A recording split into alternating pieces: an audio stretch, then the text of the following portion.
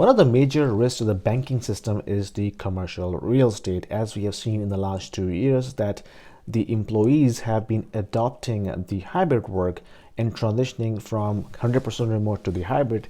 The use of the commercial real estate from an office space perspective has been reduced significantly.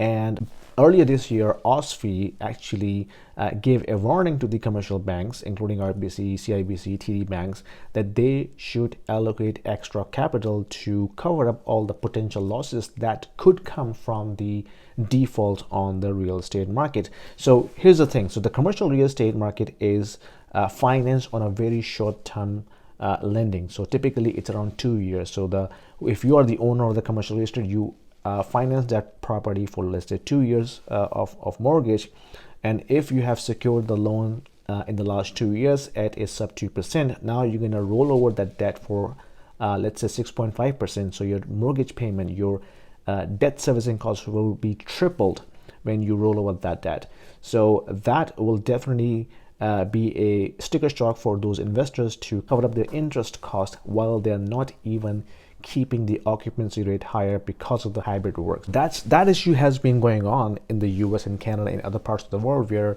the banks who have actually financed those commercial real estate will have a potential big hole in the balance sheet to cover up. So in addition to that, now we are seeing this WeWork company, which was somehow revolutionary in the last 2 years when they went public, and they are now filing bankruptcy. And here's the thing, guys. So when WeWork started, this was promoted as a tech company that would revolutionize the commercial real estate, especially office space. And what they were doing, basically, they were leasing that commercial building and then subleasing it to the individual workers on a subscription base. So that's the concept that they pitched using SPAC, and then they could easily dupe the angel investors and VCs. But when they went public, it was a complete collapse. The Wall Street immediately find out this was a scam. I shouldn't say scam, but there was no business model behind it. So this company was literally burning cash, and they raised the funding around $13.8 billion from the private investors, which they have been burning for the last few years, and this company has never been profitable, making money. So we are seeing this, the stock has collapsed literally since the day they went public. So this is going to pose a contagion risk across the commercial real estate market. So imagine if they have 22 million square foot of space in the US alone. They may have 3 million square footage of office space in London, and they might have similar office spaces in Canada. As a result of the bankruptcy, they will cancel those leases. What's going to happen with those commercial real estate owners, right? So when their occupancy rate will fall, which will hurt their net operating income, which will hurt the valuation, which is already being reduced significantly because of the higher interest rate. So this is going to trigger a contagion risk, not only in the commercial real estate market, but also the banking system.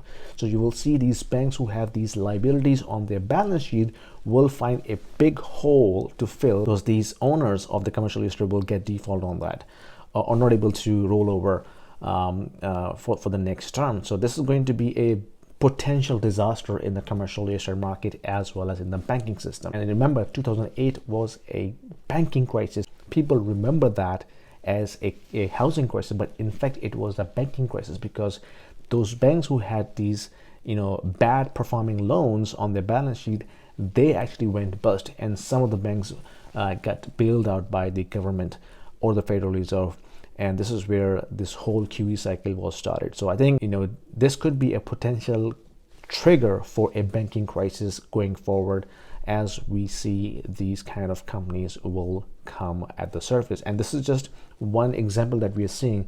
There might be a lot of companies like these who went public using these SPACs and duped investors to raise the funding, and has never made any money and have been burning cash like WeWork did in the past 2 years. So if you are an investor and investing into these companies, beware of that, because these companies who never make money and have been continuously burning cash are the big flags for you guys to stay away from them. Anyway, we'll see how this is going to play out, but you let me know in the comment section what you think about it. And if you like this video, give me a thumbs up, subscribe, and I'll see you in my next video.